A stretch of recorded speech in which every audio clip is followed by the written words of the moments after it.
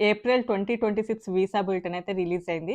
Especially ఎవరైతే ఈబీ-2 green cards కోసం wait చేస్తూ ఉన్నారో, సో వాళ్ళకైతే చాలా వరకు కూడా గుడ్ న్యూసే.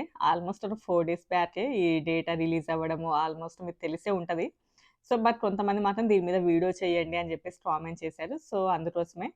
అయినా మీరు వీడియో చేసినా లైక్ చేయరు, సబ్స్క్రైబ్ చేసుకోరు. సో, కొత్తగా చూసేవాళ్ళైతే సబ్స్క్రైబ్ చేసుకోండి. డైలీ చూసేవాళ్ళు ఇన్ఫర్మేటివ్ వీడియోస్‌కి తప్పకుండా లైక్ చేయండి.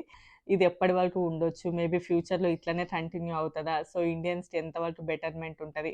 అసలు దీనికి గల రీజన్ ఏంటి? అన్నీ కూడా ఎక్స్‌ప్లెయిన్ చేస్తాను. వీటికి చాలా వరకు కూడా బ్యాక్‌లాగ్ ఉంది. మార్చ్ వీసా బులెటిన్ రిలీజ్ చేసినప్పుడు అప్పుడు కూడా మనం పాజిటివ్ చూసాము. అండ్ ఇప్పుడు ఏప్రిల్‌లో కూడా చాలా వరకు కూడా పాజిటివ్. మార్చ్‌లో రిలీజ్ అయినప్పుడు చాలా వరకు ఏంటి అంటే బయట ఇది ఎప్పటికి కూడా ఇలానే ఉండదు. సో, ఏప్రిల్ మంత్‌కొచ్చేలోపు చాలా వరకు చేంజెస్ చూస్తాం మనము అని చెప్పేసి.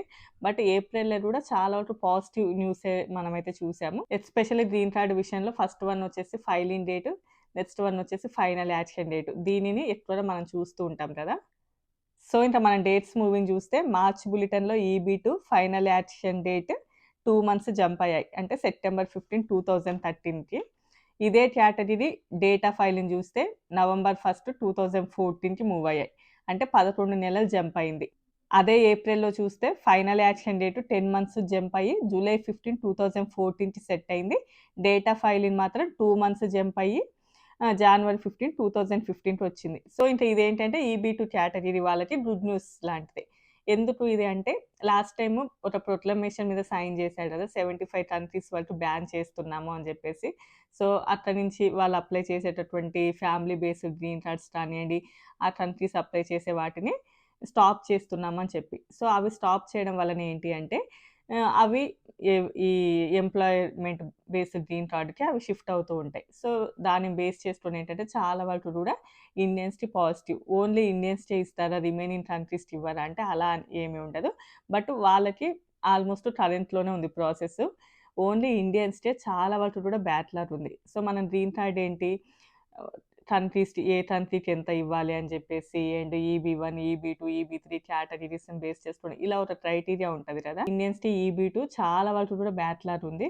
సో, అది ఇప్పుడు దీనిని బేస్ చేసుకొని అంటే ఇప్పుడు ఏవైతే కంట్రీస్‌ని బ్యాన్ చేశారో బేస్డ్ ఆన్ దట్ వన్ మన ఇండియన్స్‌కి చాలా వరకు పాజిటివ్ ఉంది.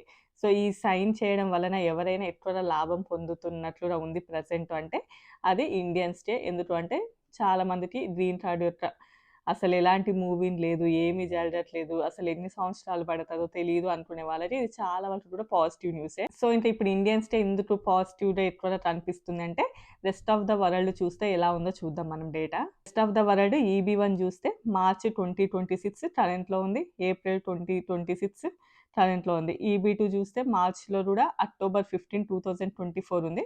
బట్ అదే ఏప్రిల్‌కొచ్చేలోపు కరెంట్‌లో ఉంది. అలాగే ఈబీ-3 స్కిల్డ్ చూస్తే 8 మంత్స్ జంప్ అయింది.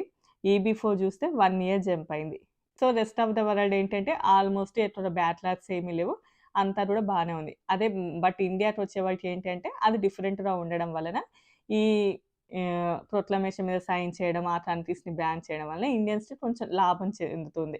ఏవైతే గ్రీన్ కార్డ్స్ ఏవైతే ఉంటాయో అవి ఇటు షిఫ్ట్ అయ్యాయి. సో, ఇంకా ఇండియా చూస్తే ఈబీ-1కి 1 మంత్ మూవ్ అయింది.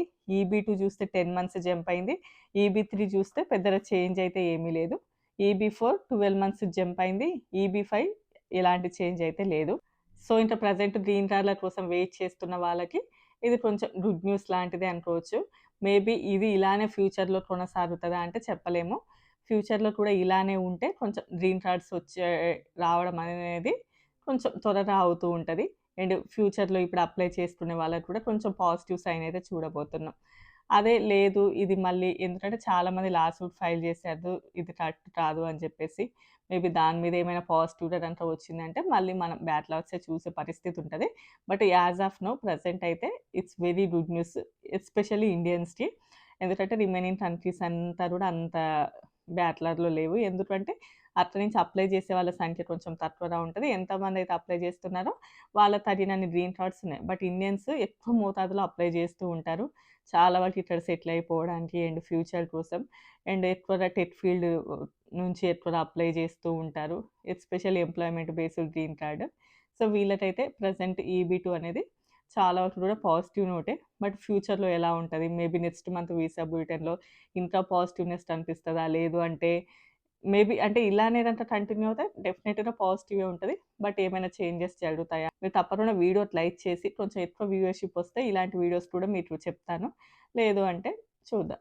సో, ఇంక ఎంతమంది గ్రీన్ కార్డ్‌ల కోసం వెయిట్ చేస్తున్నారు? ఎంతమందికి ఈ న్యూస్ చాలా పాజిటివ్‌గా అనిపిచ్చింది? తప్పకుండా కామెంట్ చేయండి. రేపు మరో మంచి వీడియోతో కలుద్దాం. Bye bye.